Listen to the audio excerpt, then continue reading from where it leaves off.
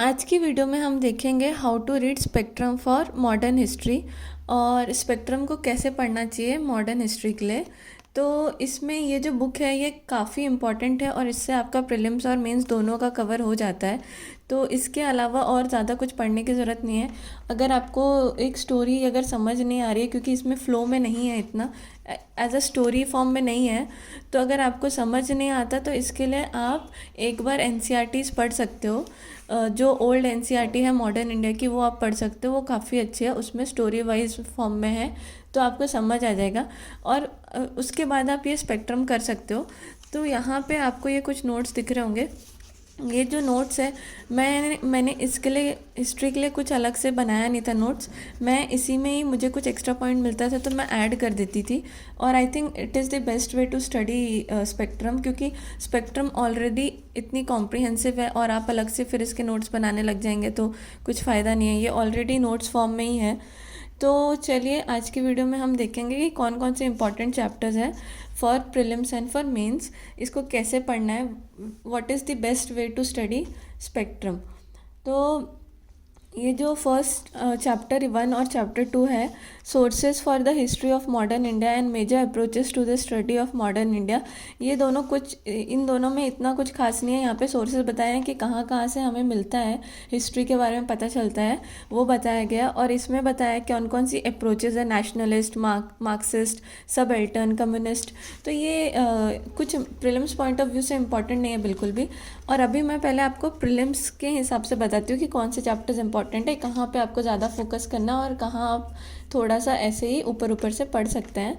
तो जो first time पढ़ रहा होता है तो उसके लिए सारा ही पढ़ना इंपॉर्टेंट होता है। मतलब एक बार फुल रीडिंग कर लो, क्योंकि आपको ताकि थोड़ा आइडिया मिल जाएगा कि क्या पढ़ना है क्या नहीं पढ़ना है। तो एक बार फुल रीड कर लेना चाहिए, सेकेंड टाइम, थर्ड टाइम। और जब आप साइमल्टेनियसली बार बार जब आप रिविज़न कर रहे हो, इटरेशंस जब आप करते हो अलग अलग, तो उस टाइम पे फिर आपको थोड़ा चूज़ करके पढ़ना पड़ता है, क्योंकि बार बार आप सेम चीज़ इतना बड़ा बुक फुल नहीं पढ़ सकते। तो इसीलिए जो अभी मैं आपको चैप्टर्स बता रही हूँ वो आप कहीं पे नोट डाउन करके रख सकते हो, अगर आपने एक बार पढ़ लिए तो या 2 बार पढ़ लिए तो।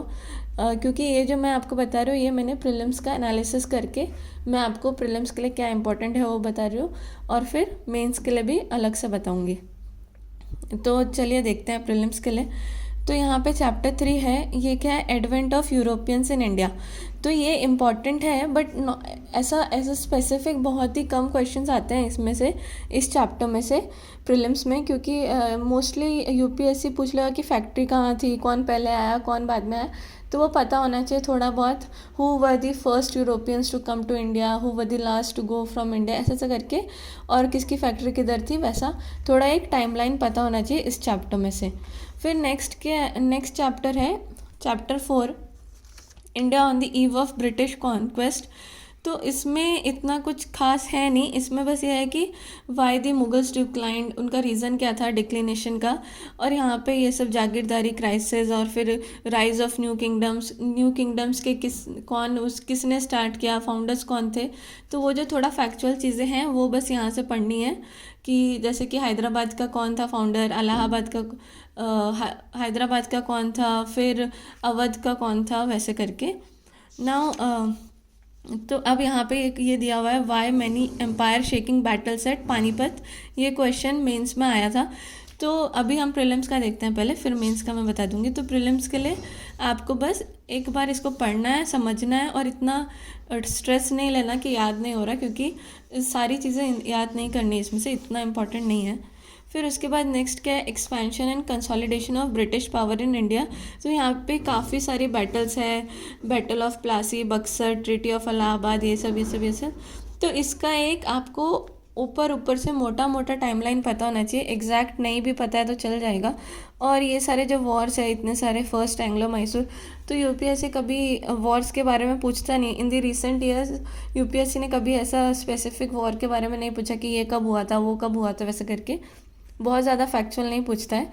स्टेट सर्विस में पूछ सकते हैं बट यूपीएससी नहीं पूछता, तो ये इतने इंपॉर्टेंट नहीं है। बट आपको एक टाइमलाइन पता होनी चाहिए कि क्या कब हुआ था, थोड़ा थोड़ा, एकदम ही एग्जैक्ट नहीं।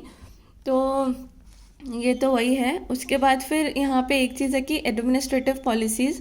तो एडमिनिस्ट्रेटिव पॉलिसीज़ के बारे में थोड़ा पता होना चाहिए कि रिंग ऑफ फेंस किसकी थी, सब्सिडरी अलायंस किसकी थी, डॉक्ट्रिन ऑफ लैप्स किसकी थी, वैसे करके। और थोड़ा सा रूलर्स के बारे में, rulers and then viceroys, governors, उनके बारे में।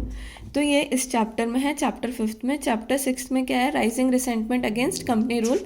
तो अब यहाँ पे ये सारी अपराइजिंग्स इंपॉर्टेंट है। अपराइजिंग्स के बारे में यूपीएससी पूछती है, ट्राइबल अपराइजिंग्स, फिर सिविल अपराइजिंग्स, ये सारी चीज़ें। तो इसके बारे में थोड़ा इम्पॉर्टेंट है चैप्टर। नाउ रिवॉल्ट ऑफ 1857, तो ये बहुत ही कॉम्प्रिहेंसिव है कि उसके कॉजेज़ दिए हैं रिवॉल्ट ऑफ 1857 के, इकोनॉमिक, पॉलिटिकल, वो सारी चीज़ें दी है, और कौन कौन से लीडर्स किधर पे थे वो सब दिया है। तो ये सब आपको पता होना चाहिए थोड़ा इस चैप्टर में से।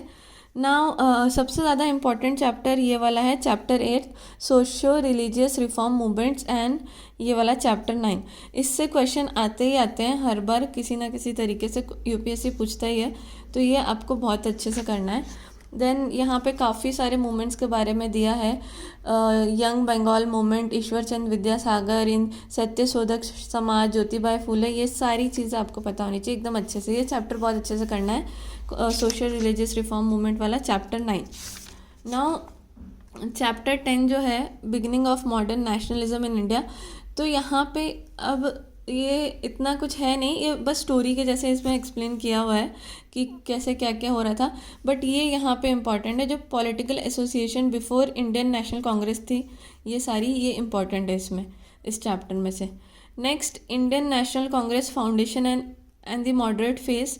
तो यहाँ पे बस इनने बताया है कि एरा ऑफ मॉडरेट्स क्या था, फिर कौन से लीडर्स थे, उनकी क्या सक्सेस थी, उनकी क्या फेलियर्स थे। तो ये सब प्रीलिम्स पॉइंट ऑफ व्यू से इतना कुछ इम्पोर्टेंट नहीं है, लेकिन लीडर्स के बारे में आपको पता होना चाहिए, और मॉडरेट्स क्या क्या कर पाए थे वो पता होना चाहिए। देन तो ये सारी चीज़ें भी थोड़ा इम्पोर्टेंट है। तो अगर बेसिकली देखा जाए तो ये स्टार्टिंग के 2 चैप्टर छोड़ के उसके बाद आपको सब पढ़ना है। बट जो मैं आपको बता रही हूँ जहाँ पे टिक है वो थोड़ा ज़्यादा अच्छे से पढ़ना है। Then era of militant nationalism. तो यहाँ पे फिर जब ये रिफॉर्म्स आना स्टार्ट हो जाते हैं, ये बहुत इंपॉर्टेंट है, यूपीएससी इनके बारे में पूछता है। देन यहाँ पे फिर एक्सट्रीमिस्ट के बारे में है, एक्सट्रीमिस्ट थे, रेवोल्यूशनरीज थे, ये है रेवोल्यूशनरी एक्टिविटीज़, ये सारी भी इम्पॉर्टेंट है। देन फर्स्ट वर्ल्ड वॉर, उसके बाद सारा ही इंपॉर्टेंट है। फिर एमरजेंस ऑफ गांधी जी है ना, ये बहुत इंपॉर्टेंट है। इसके बाद से बहुत क्वेश्चंस पूछते हैं यूपीएससी। तो ये सारे रिफॉर्म्स जो है, गवर्नमेंट ऑफ इंडिया एक्ट्स जितने भी थे वो सारे इंपॉर्टेंट है, यहाँ से यहाँ तक सारा। फिर चैप्टर 19, 20, 22, 23, 24, तो यहाँ तक जब तक इंडिया का ये इंडिपेंडेंस नहीं होता, इंडिपेंडेंस विद पार्टीशन, ये सारा ही इम्पॉर्टेंट है। उसके बाद फिर ये जो है, यहाँ पे इन लोग ने ये सारी चीज़ें बहुत इंपॉर्टेंट है जो इनने अलग से दी है। ये क्या है, constitutional, administrative and judicial developments. तो अब इसको स्पेक्ट्रम को पढ़ने का सबसे अच्छा तरीका ये है कि आपने एक बार जब फुल स्पेक्ट्रम पढ़ लिया तो सेकेंड टाइम आप यहाँ से स्टार्ट करिए, क्योंकि ये सारी चीज़ें बहुत इंपॉर्टेंट है। ये एडमिनिस्ट्रेटिव चेंजेस, फिर survey of local policies, then economic impact of British rule in India, development of Indian press, ये सारी चीज़ें बहुत इंपॉर्टेंट है। इसको बहुत अच्छे से करना है, बिल्कुल छोड़ना नहीं है। Development of education, peasant movements, movement of the working class, challenges. अब फिर ये इतना तक इम्पॉर्टेंट है, मूवमेंट ऑफ वर्किंग क्लास। फिर ये जो है ना, चैलेंजेस, इंडिपेंडेंस एंड आफ्टर, उसके बाद जितना भी है, ये सारी चीज़ें प्रीलिम्स पॉइंट ऑफ व्यू से इम्पॉर्टेंट नहीं है बिल्कुल भी, तो इसको पढ़ने की ज़रूरत नहीं है। ये इंडिया आफ्टर इंडिपेंडेंस है, तो ये mostly mains point of view से इम्पॉर्टेंट है, और ऐसे ही आपकी जनरल अंडरस्टैंडिंग के लिए इम्पॉर्टेंट है। बट ऐसा एज अ स्पेसिफिक ऐसा कुछ क्वेश्चन इसमें से आता नहीं है, लेकिन आपको पता होना चाहिए कि इंडिपेंडेंस के बाद क्या प्रॉब्लम्स थी, क्या क्या इंडिया ने फेस किया, कैसे उसको ओवरकम किया, क्या चैलेंजेस थे, वो सब। तो उसके लिए जब आप फर्स्ट टाइम रीड कर रहे हो तो ठीक है, लेकिन अब जब प्रीलिम्स के लिए एकदम स्पेसिफिक पढ़ रहे हो तो ये चीज़ें इंपॉर्टेंट नहीं है। तो ये सारी चीज़ें हो गई प्रीलिम्स की। तो प्रीलिम्स के लिए मोस्टली इम्पॉर्टेंट ये जो चैप्टर्स हैं, यहाँ से यूनिट 9, यहाँ से जो इसमें जो चैप्टर्स है ये बहुत इंपॉर्टेंट है। ठीक है। फिर उसके बाद अब जो देखा हमने, ये सब जो पढ़ा है प्रीलिम्स के लिए वो तो है ही, मेंस में काम आता ही है वो। मेंस में बस ये है कि वो एनालिसिस करने लग जाते हैं कि why Mughals declined, then British की पॉलिसीज़ क्या थी फॉर एजुकेशन, वैसे करके एकदम पूरा एनालिसिस वाले क्वेश्चन पूछते हैं, तो ये नॉलेज काम आती है उसमें भी। और सेकेंडली ये जो है इंडिपेंडेंस आफ्टर इंडिया वाला, ये मेंस के लिए काम का है, ये आपको पढ़ना चाहिए मेंस के लिए। तो अब इसी को ही स्पेक्ट्रम को ही प्रीलिम्स और मेंस दोनों के लिए पढ़ा जा सकता है।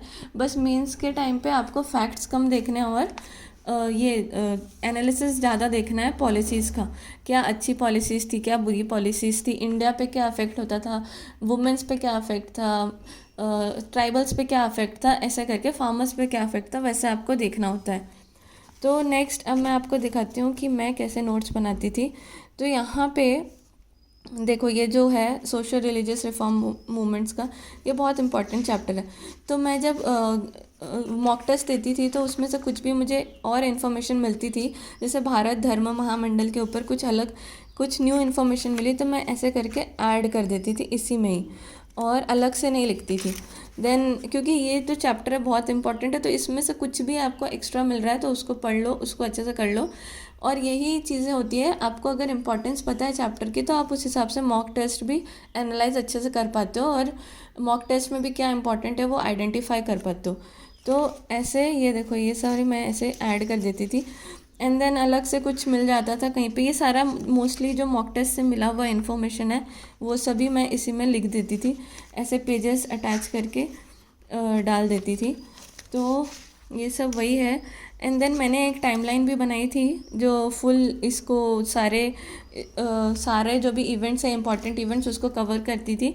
तो मैं बाद में बस उसी टाइमलाइन को रिवाइज़ कर लेती थी, क्योंकि हिस्ट्री इज़ मोस्टली स्टोरी। एक बार स्टोरी समझ आ गई तो बस आपको टाइमलाइन याद करनी है कि क्या क्या कब हुआ था, उस हिसाब से आप बहुत सारे क्वेश्चन सॉल्व कर पाते हो, प्रीलिम्स में भी मेंस में भी, क्योंकि आप थोड़ा फिर एलिमिनेशन कर पाते हो। नेक्स्ट अब यहाँ पे ये जो है एक्ट्स वाले, एक्ट्स में भी बहुत सारी जो भी इंफॉर्मेशन आपको मिलती है वो यहाँ पे ही लिख दो, बहुत इंपॉर्टेंट है क्योंकि एक्ट सारे ही। तो यही था मॉडर्न हिस्ट्री को पढ़ने का तरीका, and I hope you like this video, and if you like this video then please like it and subscribe. Thank you for watching it.